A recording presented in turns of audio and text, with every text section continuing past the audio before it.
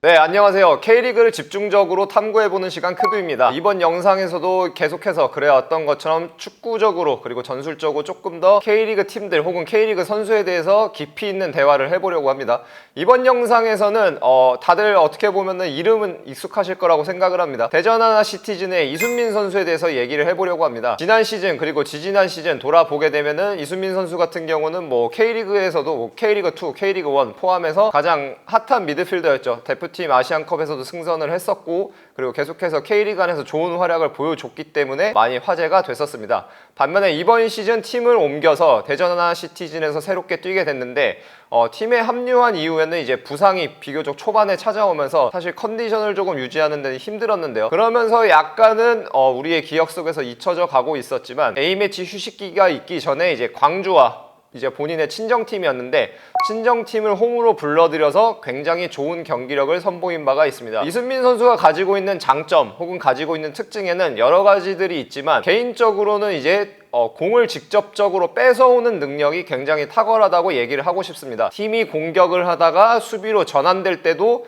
적절하게 파울을 해서 끊는다든지 아니면은 상대의 역습을 차단하면서 공의 소유권을 되찾아오는 그런 능력이 굉장히 뛰어나고요. 반면에 팀이 정돈된 상태에서 11명이 특정 형태를 해가지고 정돈된 상태에서 압박을 가하거나 수비를 할 때도 공을 되찾아오는 능력이 굉장히 좋다고 볼 수가 있습니다. 보통 이제 스페인이나 포르투갈에서는 이런 유형의 미드필더들, 특히 중앙 미드필더인데 상대로부터 공의 소유권을 잘 되찾아오는 선수들을 두고 이제 문어라고 표현을 하는데요. 뭐 문어 머릿속으로 연상하시면 다들 아시겠지만 이제 다리가 굉장히 여러 개 있고 이 다리에 이제 빨판이 붙어 있죠. 빨판이 붙어 있다 보니까 뭔가 흡착력 있게 자신이 원하는 대상들을 이제 사냥할 때도 그렇고 이제 가져오곤 하는데, 그런 부분에 기인해서 이러한 미드필더들을 보통은 스페인이나 포르투갈에서는 문어라고 지칭을 하곤 합니다. 이순민 선수가 이 본인의 친정팀인 광주를 홈으로 불러들였을 때 보여준 활약이 마치 문어와도 같은 모습이었는데요. 오늘 영상에서는 이순민 선수가 어떤 식으로 그런 문어와 같은 모습을 보여줬는지에 대해서 한번 같이 살펴보시겠습니다. 지금은 경기가 시작하자마자 있었던 대전의 골 장면입니다. 이 경기에서 대전의 경우에는 상당히 높은 지점에서부터 지속적으로 압박을 가하고 거기서 공의 소유권을 되찾아옴으로써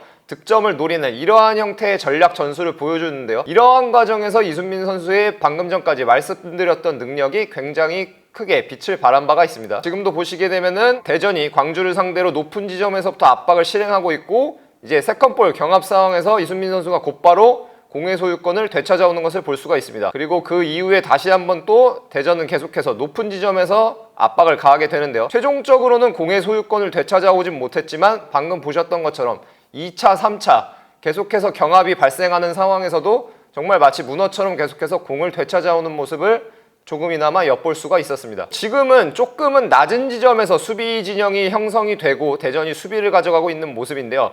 이러한 상황이 벌어졌을 때 이순민 선수의 경우에는, 그리고 대전의 미드필더들의 경우에는 비교적 대인 방어에 가까운 수비 형태를 좀 보여줬습니다. 김준범, 밥신, 그리고 이순민까지 3명이 거의 대인 방어에 가깝게 중앙에서 이 광주의 선수들을 막하는 모습을 보여주는데, 그 부분에서 어떻게 또 이순민 선수가 활약했는지를 지금부터 본격적으로 한번 살펴보겠습니다. 지금 보시면은 이순민 선수가 자신의 등 뒤에 있는 광주의 미드필더를 한 명 따라가서 등 뒤에 있다가 다시금 앞으로 나오는 것이 보이고요. 지금도 계속해서 대전의 미드필더들이 의사소통을 하는 것이 보입니다. 김준범과 밥신의 경우에도 지금 김준범이 뭔가 손으로 가리키면서 대인 방어를 할 것을 얘기하고 있고, 반면에 결국에는 김준범 선수의 사각지대 등 뒤에 있는 선수에게 공이 연결이 되면서 공이 빠지게 됩니다.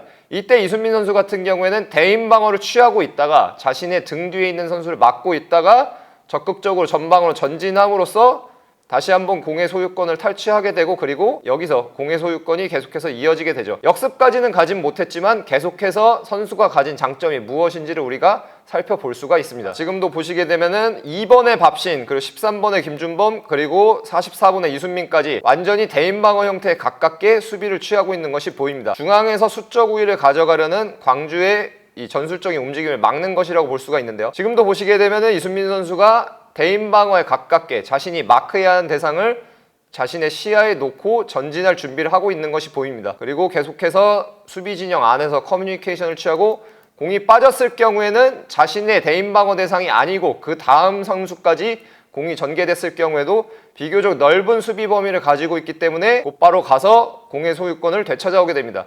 그 결과 대전은 지금 보시는 것처럼 유효한 역습 찬스를 가져가게 되고 최종적으로는 이제 박스 안에 진입해서 위협적인 장면까지 연출하는 것을 볼 수가 있습니다. 지금도 대전이 자신들의 진영에서 정렬이 되어 있고 미드필더 밥신과 김준범의 경우는 지금 화면 안에 잡혀 있는데 1대1의 형태로 대인 방어를 가지고 있는 것이 비교적 명확하게 보이죠. 대인 방어를 하고 있고 그리고 추가적으로 중앙에 다시 한번 또 수적을 가져가기 위해서 광주 쪽에서 선수가 추가되자 이 부분에 대해서도 이순민 선수가 대인 방어를 가져가고 있는 것이 보입니다. 쉽게 얘기하자면은 뭐 2선에서 계속해서 3대3으로 마크를 가져가고 있는 건데요. 지금도 눈앞에 있는 대상에게 공이 연결되지 않도록 대인 방어를 가져가고 있고 반면에 자신의 등 뒤로 공이 넘어갔을 경우에 여기서 또 뭔가 수비적인 그 상황 인지 능력이 빛을 발하게 됩니다.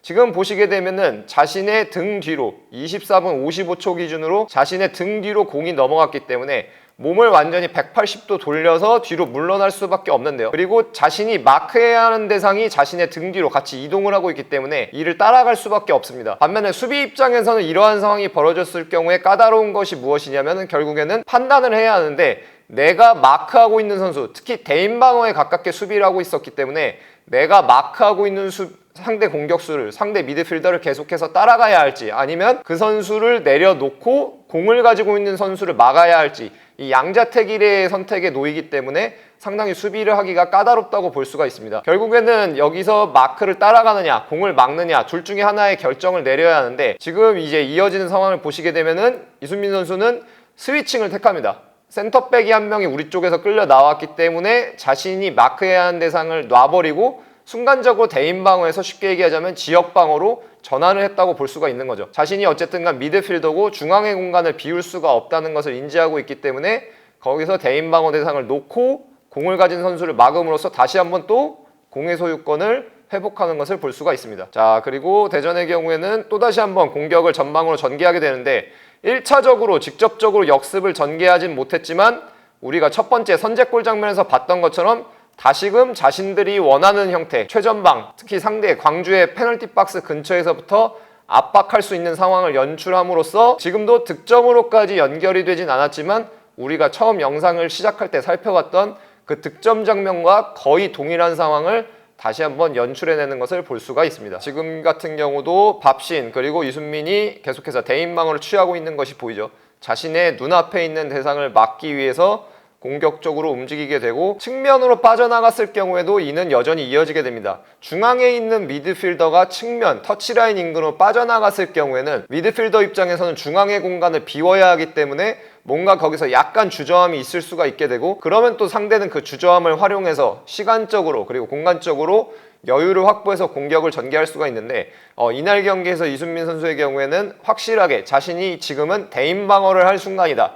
조금 전에 저희가 살펴봤던 것처럼 지역 방어가 아니고 대인 방어를 할 순간이다라는 것을 확실하게 인지를 하고 적극적으로 수비를 펼침으로써 지금도 공의 소유권을 뺏어내고 팀의 역습까지 만들어내는 것을 볼 수가 있습니다. 지금부터 보실 상황은 조금은 결이 다른 상황인데요. 방금 전까지 보셨던 상황은 쉽게 얘기해서 수비의 관점에서 보자면 눈앞에 벌어지는 대상 혹은 내 눈앞에 있는 대상에 포커스를 맞추고 이순민 선수가 수비를 하는 경우였습니다. 반면에 결국에 수비라는 것은 내 눈앞에 있는 대상을 막을 것이냐 혹은 내 등 뒤에 있는 대상, 쉽게 얘기하자면 아직 공을 받지는 않았지만 공을 받을 수 있는 선수를 조금 더 의식하고 막을 것이냐, 이러한 것들에 대해서도 결국에는 수비는 뭔가 선택의 기로에 놓일 수밖에 없는데요. 전반적으로 대인 방어를 하면서 좋은 모습을 보여줬던 이순민 선수였지만 반면에 지역 방어의 관점, 특히 아까 저희가 살펴봤던 것처럼 자신의 등 뒤를 막는다는 관점에서도 좋은 활약을 보여줬던 부분이 있는데 그 부분에 대해서도 좀 같이 살펴보도록 하겠습니다. 지금 보시면은 대전이 전방에서부터 압박을 가하고 있고요. 또다시 한번 미드필더에서 자신의 눈앞에 있는 대상을 대인 방어하기 위해서 움직이는 것을 볼 수가 있습니다. 반면 지금 영상에 보시면 10분 18초를 기점으로 광주에서 골키퍼에서 이 미드필더들의 등 뒤로 이 미드필더 라인을 관통하는 형태로 패스가 들어가게 되는데요. 여기서 굉장히 집중적으로 봐야지 보이는 부분이지만 패스가 지금 시도되는 시점에서 이제 44번인 이순민 선수는 이미 자신의 눈앞의 대상에 계속해서 포커스가 맞춰져 있는 것이 아니고 이미 자신의 등 뒤로 돌아갈 준비를 하고 있습니다. 즉 자신의 눈앞의 대상을 막아야 할 시점과 자신의 등 뒤를 조금 더 신경 써야 할 시점이 언제인지를 이미 인지를 하고 있다는 건데요. 미드필더 라인에서 대인 방어를 했을 경우에는 자연스럽게 백라인과 이 미드필더 라인이 벌어질 수밖에 없고, 특히 광주의 경우에는 보통 이렇게 미드필더 라인과 백라인이 벌어졌을 경우 본인들의 9번 스트라이커를 내려서, 뭐 우리가 보통은 이제 가짜 9번이 많이 하는 움직임이라고 얘기를 하는데, 그런 식으로 해당 공간을 활용하는 경우가 많습니다. 즉 대인 방어를 하고 있기는 하지만 그러한 경우의 수도 충분히 인지를 하고 있었고, 그렇기 때문에 지금 공이 빠지는 시점에 이미 돌아서서 자신의 등 뒤를 막을 준비를 하고 있는 거죠. 그 결과로 공이 연결이 되기는 하지만 곧바로 직접적으로 공을 가진 선수에 대해서 개입을 함으로써 대전은 지금 내려앉아서 로우 블록을 갖출 시간을 벌게 됩니다. 지금도 대전이 상대 진영에서 수비를 하고 있고요. 미드필더 쪽에서는 밥신, 김준범, 그리고 이순민까지 눈앞에 있는 대상으로 계속해서 대인 방어를 취할 준비를 하고 있습니다. 반면에 여기서도 이제 이순민 선수가 자신의 등 뒤를 어떻게 의식하고 있는지가 보입니다. 공을 가진 선수가 시간적 공간적 여유가 있죠. 마크가 없이 앞을 보는 상태가 이어지게 되고, 그러자 지금 19분 3초 기준으로 보시게 되면은 이미 자신과 이제 김준범 사이를 관통해서 패스가 들어갈 수 있다는 것을 인지하고 있습니다. 그쪽으로 이미 고개를 돌려서 어느 정도 상황 인지를 가져가고 있죠. 잠깐 찰나지만 19분 4초 지금 보시게 되면 안쪽 패스 라인을 약간 안쪽으로 좁혀서 막은 것을 볼 수가 있습니다. 그 결과 패스는 이제 안쪽으로 관통해서 들어갈 수가 없게 되고 바깥쪽으로 빠져나가게 되고, 그리고 이 상황을 만듦으로써 계속해서 본인은 대인 방어를 이어나갈 수가 있게 되는 거죠. 그리고 최종적으로는 광주는 다시 한번 대전의 수비 진영을 공략하지 못하고 뒤쪽으로 물러나게 되고, 대전은 다시 한번 또 본인들이 원하는 상황에서 공을 탈취할 수 있는 높은 지점에서 역습을 가져갈 수 있는 기회를 또 맞이할 수가 있게 됩니다. 지금도 마찬가지입니다. 미드필더에서는 계속해서 대인 방어가 이루어지고 있고, 반면에 약간 차이가 있는 것은 지금은 이순민 선수가 오른쪽, 그리고 밥신이 이제 왼쪽에 위치해 있는 것을 볼 수가 있죠. 김준범의 경우는 여전히 중앙에 있고요. 자, 중앙에 있는데 대인 방어를 취하고 있다가도 지금은 마사가 되려 끌려가는데요. 마사가 끌려갔다가 마사가 다시 일선을 회복하기 위해서 전진하자 지금도 지역 방어의 관점에서 보게 되면은 밥신이 완전히 왼쪽 측면으로 끌려 나간 상태이기 때문에 본인까지 중앙의 공간을 비웠을 경우에는 완전히 중앙 공간 자체가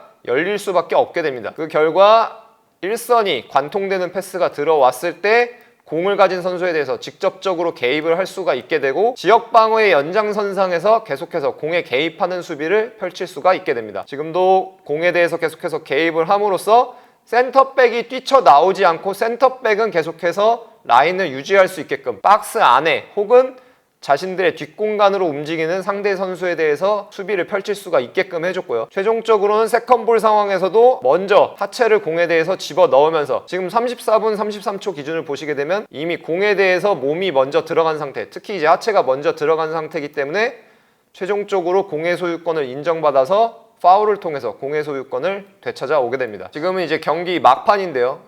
경기 막판에는 지금 거의 이제 5-4-1에 가까운 형태로 정렬이 되어 있는 것을 볼 수가 있습니다. 지금도 마찬가지로 결국에는 두 명의 중앙 미드필더 사이가 공략을 당할 수 있는 상황인데요. 지금 두 명의 중앙 미드필더 밥신과 이순민의 사이 공간이 벌어져 있기 때문에 광주는 이 사이 공간, 이 둘의 갭, 이 둘의 인터벌로 공을 집어 넣을 수가 있는 상황입니다. 그리고 등 뒤에는 지금 또 가브리엘 선수가 공을 받을 준비를 실질적으로 하고 있고요. 이것을 인지하고 이순민이 다시 한번 또 안쪽 공간을 지역 방어 관점에서 좁혔기 때문에 자신의 등 뒤에서 공을 받을 수 있는 선수를 인지하고 안쪽 공간을 막았고, 그 결과 광주의 경우는 결국에는 안쪽 공간이 아니고 대각선 바깥쪽으로밖에 공을 전개할 수가 없게 됩니다. 이렇게 공이 전개됐을 경우에 이미 저희가 지금 많이 봐왔죠.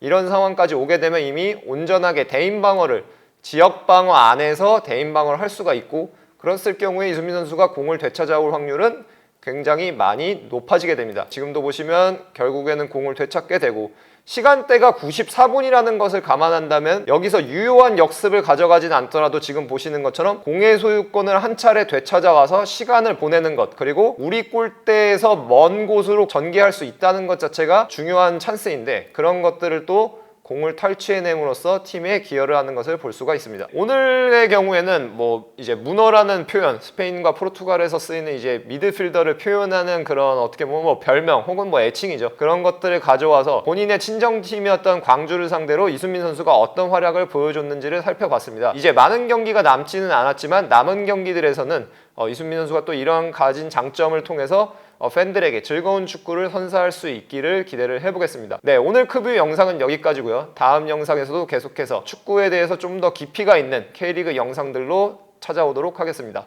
감사합니다.